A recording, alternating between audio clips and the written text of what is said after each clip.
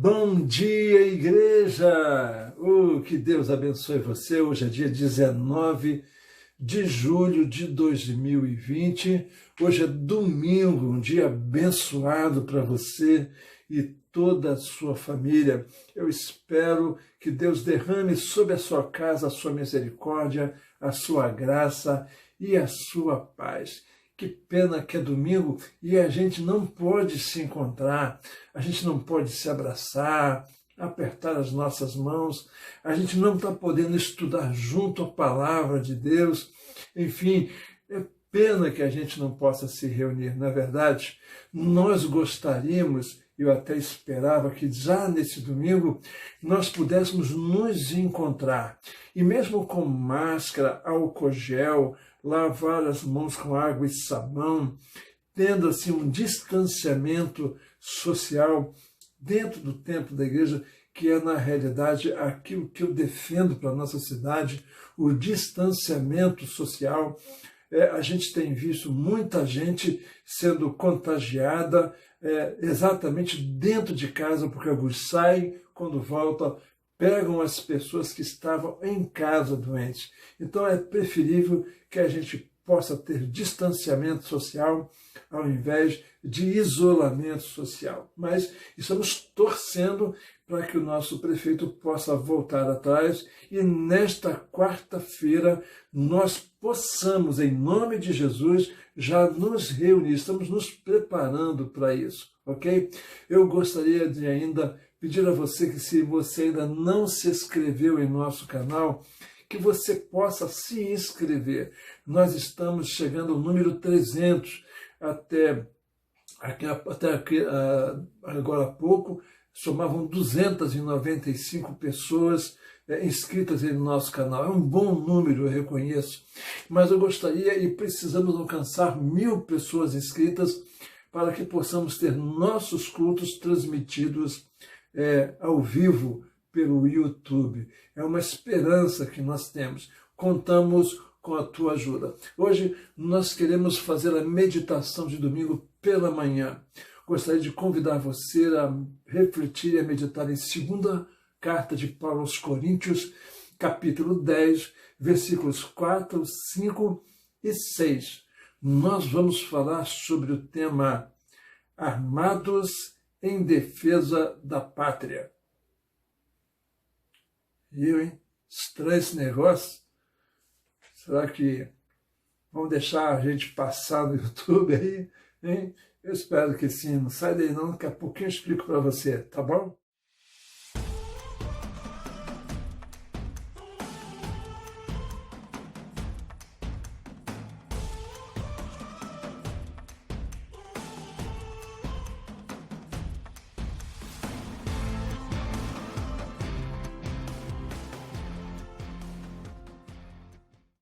Bem, nós voltamos. Eu queria convidar você a meditar com a gente em 2 Coríntios, capítulo 10, versículo 4, 5 e 6. Assim está escrito: as armas com as quais lutamos não são humanas. Ao contrário, são poderosas em Deus para destruir fortalezas. Destruímos argumentos e toda pretensão que se levanta contra o conhecimento de Deus e levamos cativo todo pensamento para torná-lo obediente a Cristo. E estaremos prontos para punir todo ato de desobediência, uma vez estando completa a obediência de vocês. Que Deus nos abençoe com a leitura desse texto. Conforme dissemos, nós vamos falar sobre o tema Armados em defesa da pátria.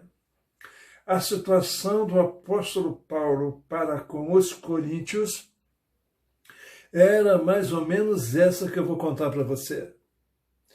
Paulo escrevia suas cartas com a nítida intenção de ajudar os coríntios convertidos a se aprimorarem, a se santificarem. E muitas vezes Paulo é um tanto quanto duro nas suas palavras. E aqui no capítulo 10 dessa carta que nós lemos, o apóstolo Paulo chega a mencionar que as pessoas diziam que ele era muito duro nas cartas, mas quando ele chegava, ele vinha meio que de mansinho, era mais generoso, mais calmo. E aí Paulo vê uma provocação nessa colocação e diz assim: se vocês quiserem, quando eu chegar aí, eu também sei ser duro, eu também sei ser brabo, né? Então eu serei. No entanto, o próprio apóstolo Paulo diz e lembra eles que a postura de um cristão não pode ser uma pessoa que anda armado conforme as pessoas pensam que devia ser armado. Paulo diz que existe um jeito melhor da gente discutir e não haver vencidos, só vencedores. E é isso que eu tenho reparado no nosso contexto político de hoje com relação ao comportamento de muitos cristãos. Há cristãos que estão divididos nesse momento. Existem cristãos que são contra uma determinada posição política e há outros cristãos que são contra a posição que difere deles. E aí nós estamos brigando, estamos nos tirando da amizade muito pouco, é verdade, do próprio Facebook, as pessoas não falam mais umas com as outras, e está havendo assim umas coisas meio esquisitas. E parece que alguns defendem a arma, outros não defendem a arma, mas quem diz que defende a arma não há arma que possa defender. Enfim, há uma verdadeira confusão, um conflito entre cristãos. Então eu queria meditar com vocês algumas coisas que possam nos ajudar a entender o que o apóstolo Paulo está dizendo para os coríntios, porque certamente, eu sei, será benefício para cada um de nós hoje aqui na nossa cidade de Maumirim ou em qualquer outro lugar do mundo. E a primeira coisa que a gente pode perceber é que a nossa luta não é contra seres humanos. A minha pátria, por exemplo, não é o Brasil, não é a cidade mineira de Minas Gerais, aqui em Maumirim, não é o Rio de Janeiro, onde eu nasci. A minha pátria é o céu. Quando a gente tem essa concepção de que a nossa pátria é o céu, nós começamos a raciocinar como o apóstolo Paulo está querendo que a gente possa entender. Olha o que Paulo diz no versículo 3 do capítulo 10. Pois embora vivamos como homens, não lutamos segundo os padrões humanos. Ou seja, nós vivemos uma humanidade, mas nós não vamos lutar como seres humanos que saem no tapa, seres humanos que brigam uns com os outros, seres humanos que agridem, seres humanos que atingem, que tentam esfaquear, tentam atirar nas pessoas para matar pessoas. Esse não pode ser, cristãos que somos, o estilo de nossa luta e o estilo da nossa briga. Todos nós precisamos entender que a nossa arma não é o fuzil, não é a espada, não é a faca. A nossa arma é uma outra arma. A nossa arma é algo muito maior e muito melhor do que as armas que os seres humanos usam. Efésios capítulo 6, verso 2 diz assim: pois a nossa luta não é contra seres humanos, mas contra os poderes e contra os dominadores deste mundo de trevas, contra as forças espirituais do mal nas regiões celestiais. Quando nós olhamos para esses textos, nós conseguimos dirimir as dúvidas que estão diante de nós. Muitas pessoas estão vivendo segundo a ordem natural do mundo, ou seja, o problema político do país que nós vivemos, o Brasil, é um problema de caráter. O problema dessas pessoas não é político, é pecado puro que está na veia das pessoas.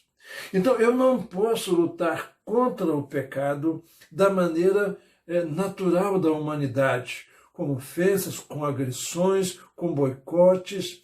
Não há como se vencer uma luta desse jeito. As nossas armas são outras armas. E eu queria abordar com você que tipo de armas nós podemos e devemos fazer uso. As nossas armas não são armas humanas, elas, portanto, são espirituais. Efésios fala exatamente da armadura do cristão. Esta armadura do cristão é exatamente a armadura que nós temos que viver. A armadura que nós temos que vestir em qualquer ponto, mesmo que estejamos nas urnas fazendo nosso voto. E qual é a armadura e quais são as armas que nós devemos dispor? Primeiro, o capacete, que fala da nossa salvação.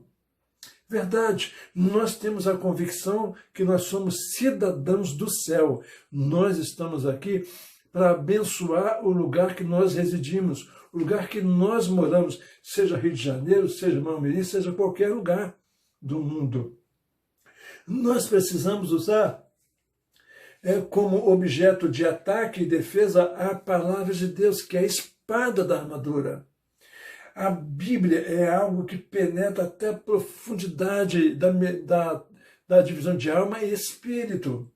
Nós precisamos entender que não é o fuzil que faz isso, mas a espada, a palavra de Deus. Algumas pessoas chegam até brincando, dizendo que a Bíblia é a arma do cristão, é uma israelense 66, ou seja, 66 livros. Eu queria dizer para você que a palavra é a espada, a nossa arma. É o escudo que nós usamos na nossa armadura, é o escudo da fé.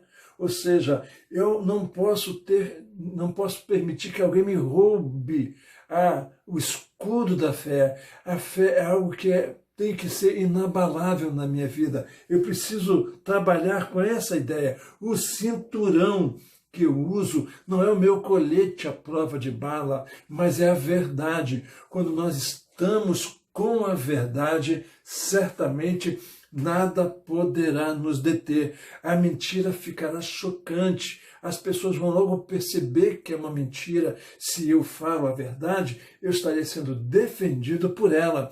Eu tenho condições de provar aquilo que é verdadeiro, enquanto as pessoas precisarão, sem sucesso, provar que as suas palavras mentirosas sejam verdades, entre aspas. Por isso, o meu calçado da minha farda, da minha armadura, é o calçado do Evangelho, da pregação do Evangelho, que eu tenho que pregar e ensinar a todas as pessoas. Como se pode observar, as armas que o cristão se faz valer são muito mais diferentes, muito mais poderosas do que as armas que os homens andam por aí. Não adianta eles terem a caneta para baixar decretos, não adianta eles terem caneta para fazerem projetos contra a igreja e contra as pessoas da igreja, para silenciar pastores e igrejas, porque se o Senhor Deus, que está do nosso lado, impedir, eles estarão impedidos. Na hora do cara assinar, se Deus não quiser, ele tem um infarto. Nada também de dizer aí, tomara que tenha infarto, pastor. Não, a verdade é que nós temos um Deus que cuida de nós. Nós estamos lutando e somos favoráveis à palavra de Deus. Outra coisa que nós precisamos definitivamente entender como cristãos. As nossas leis não são as mesmas leis que o Brasil tem. Como assim, pastor? É verdade, as nossas leis, a nossa Constituição não é aquela de 1988. Para nós cristãos, não. A nossa Constituição, já há anos, há milhares de anos, foi constituída. Não é os 10 mandamentos, mas eu estou falando que quando eu não era cristão, eu vivia sob a árvore da ciência do bem e do mal, ou seja, eu era julgado pelas leis. Hoje eu sou administrado, gerido, gerenciado, tenho o senhorio da árvore da vida. A minha constituição está lá no Jardim do Éden. E eu optei no meio da minha vida, no caminhar da minha vida, aos 21 anos de idade, eu optei em deixar a árvore da ciência do bem e do mal, que praticamente só me condenava, para estar do lado do Senhor Jesus, que pela sua graça, então, eu sou salvo. Olha, por exemplo, o que 2 Coríntios capítulo 10, verso 5 diz: destruímos argumentos e toda pretensão que se levanta contra o conhecimento de Deus, e levamos cativo todo pensamento para torná-lo obediente a Cristo. Nós precisamos entender que, embora a palavra de Deus no coração das pessoas não seja para muitos cristãos políticos, que nós temos visto por aí, para nós cristãos que temos a mente de Cristo, nós sabemos que Deus cuida de nós. A Bíblia diz, o Senhor Jesus diz que bem-aventurados sois vós se nós formos perseguidos por causa do nome dele. Isso é previsto que aconteça. A igreja será perseguida nos últimos tempos, como acredito eu que possa já estar iniciando essa perseguição. Mas nós não seremos regidos pelas leis do Tribunal Superior, nós não seremos geridos pela Constituição brasileira, nós não seremos condenados ou absolvidos por qualquer uma dessas leis, porque o Senhor está conosco, Ele está do nosso lado, Ele cuida da gente e ninguém vai tirar farinha com a gente, não. Ninguém, porque o Senhor Deus cuida de nós e nos protege. E eu queria falar aqui do quarto ponto e último ponto que eu quero abordar com você. 2 Coríntios capítulo 10, 5, lemos agora há pouco, eu vou repetir: destruímos argumentos e toda pretensão que se levanta contra o conhecimento de Deus e levamos cativo todo pensamento para torná-lo obediente a Cristo. Ou seja, o Espírito Santo é aquele que convence as pessoas do pecado. E se essas pessoas não quiserem ser convencidas do pecado, pastor, problema deles. A Bíblia diz que a maioria das pessoas vão para o inferno. Largo e espaçoso é o caminho que conduz à perdição. Estreito é o caminho que conduz à vida eterna. Isso é sabido e notório para todo mundo. Olha o que João capítulo 16, verso 8 diz: quando ele vier, convencerá o mundo do pecado, da justiça e do juízo. Quando ele vier, quem? O Espírito Santo de Deus. É o Espírito Santo que faz o trabalho mais difícil de convencer pessoas da justiça, do pecado, do juízo. É o Espírito Santo que age na vida das pessoas. Eu prego, a Bíblia diz que a fé vem pelo ouvir. Ouvir o que? A palavra de Deus.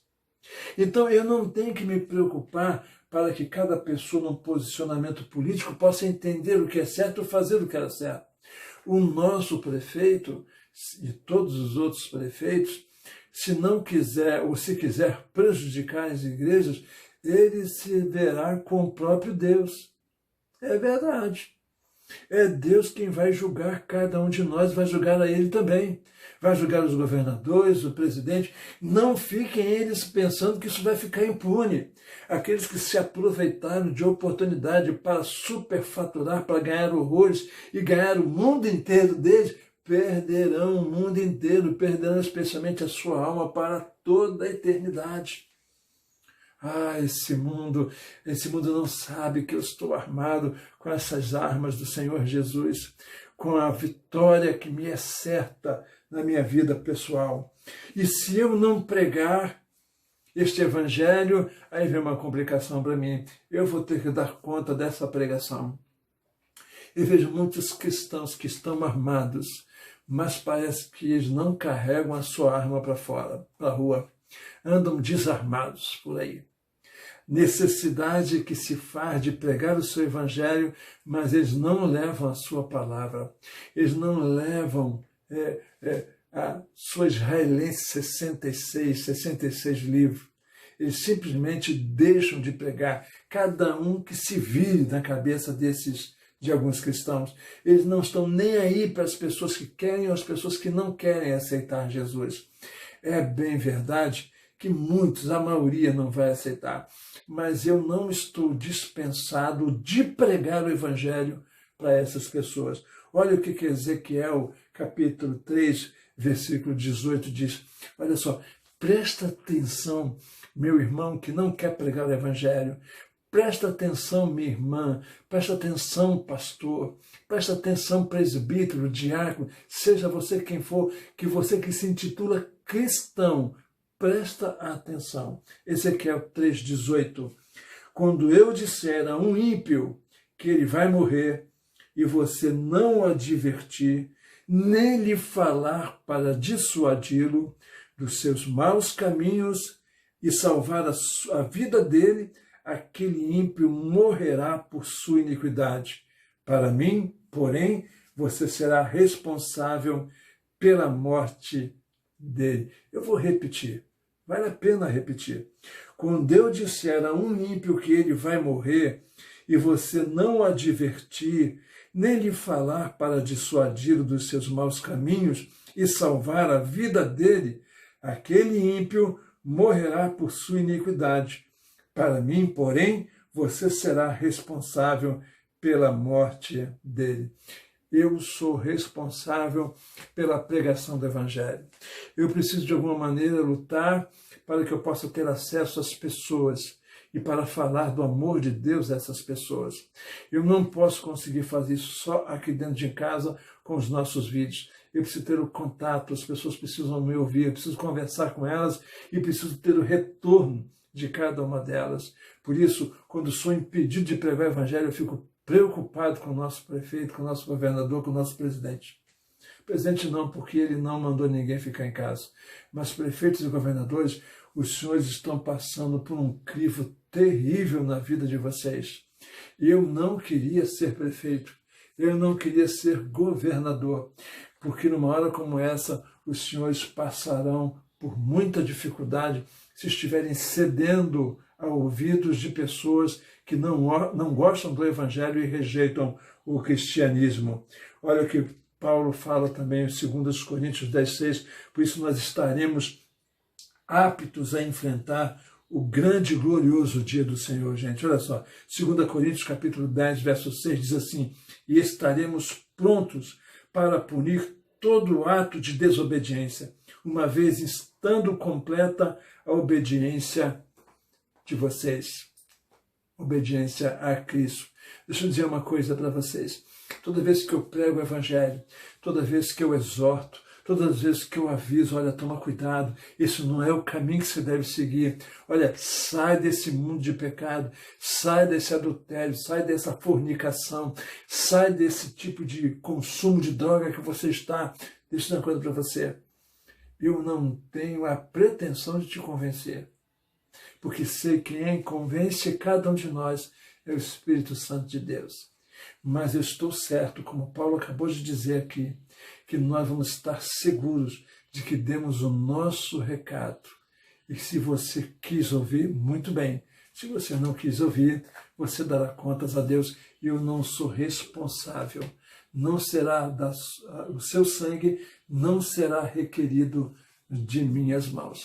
Certa ocasião, quero falar para encerrar, o Senhor Jesus mandou os 70 discípulos para pregar o evangelho, entrando nas casas e falando do seu grande amor pelas pessoas e levando a sua paz. E o Senhor Jesus recomendou, se eles não quiserem, você sai de lá, pega a minha paz de volta, sacode a poeira do seu sapato e vai embora. E aquele que receber minha paz, deixa a minha paz com eles. É simples assim. Você quer receber Jesus como seu Salvador ou quer ficar mergulhado no pecado?